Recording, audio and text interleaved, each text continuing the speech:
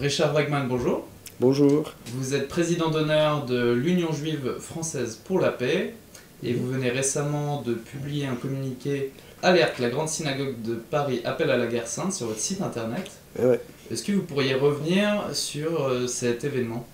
Oui, malheureusement, il y a un représentant de l'armée israélienne qui vient à Paris. En soi, ça peut se faire, mais il a choisi de se présenter dans un lieu de culte, la grande synagogue de Paris, sur la rue de la Victoire, dans le 9e, pour parler de l'armée, des opérations militaires, recruter éventuellement des volontaires pour aller combattre dans les territoires palestiniens pour l'armée d'Israël. Tout d'abord, on est opposé à l'occupation israélienne des territoires palestiniens. On pense qu'Israël doit se retirer des territoires de 67 pour permettre la création d'un État palestinien indépendant à côté d'Israël. Mais d'autre part, un lieu de culte, ça n'a pas la place. Éventuellement, si l'armée israélienne va recruter auprès de sa population pour que les jeunes font leur service militaire ou les moins jeunes font leur service dans l'armée de réserve, c'est leur droit de venir à l'étranger, je ne sais pas dans quel pays, en France ou ailleurs, le faire. A priori, ça peut le dire. À ce que je sache, ceux qui recrutent à l'étranger pour des milices, hormis la Légion étrangère de France, ce sont des salafistes qui vont aller combattre Bachar al-Assad en Syrie au nom du djihad. Bon, on n'est pas dans une dynamique de mercenaires où des armées étrangères peuvent venir ici en France recruter pour les guerres qui ne sont pas les nôtres. Et dans les lieux de culte, encore moins. Vous imaginez dans les églises, dans les mosquées, si on avait ce genre de choses, quel tollé. À la grande synagogue de Paris, ce n'est tout simplement pas sa place. Les fidèles qui vont à la synagogue pour faire leur prière le jour de Shabbat, ce n'est pas des candidats pour le service militaire ni en Israël ni ailleurs. Et ceux qui assistent à un mariage ou un bar mitzvah ou à une cérémonie religieuse, ce n'est pas comme assister à un meeting politique ou encore moins un bureau de recrutement de l'armée.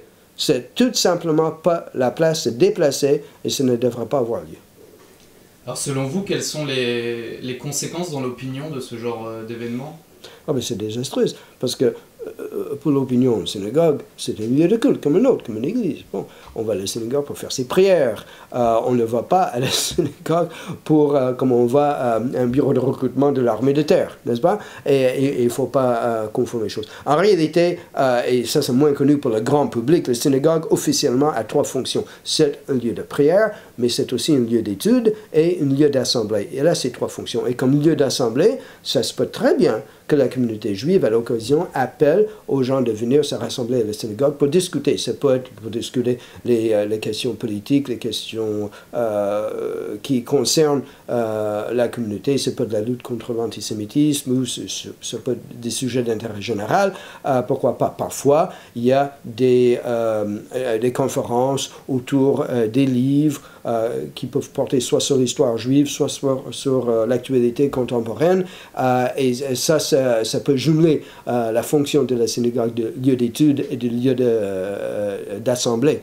Mais pas de recrutement pour une armée qui, par ailleurs, est en guerre contre le peuple qui l'occupe, en l'occurrence en Palestine occupée. Là, ça ne va pas du tout. Par ailleurs, comme vous savez, en France comme ailleurs, il y a malheureusement parfois quelques mosquées qui servent officiellement ou officieusement comme lieu de recrutement clandestin pour les intégristes qui veulent faire le djihad en Syrie ou ailleurs. Et ça, c'est pas bon. Hein.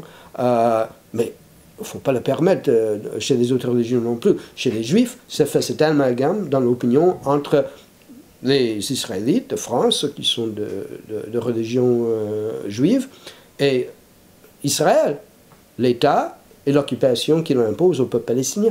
Et pourtant, ça n'a rien à voir. Les Juifs français ne sont pas des Israéliens.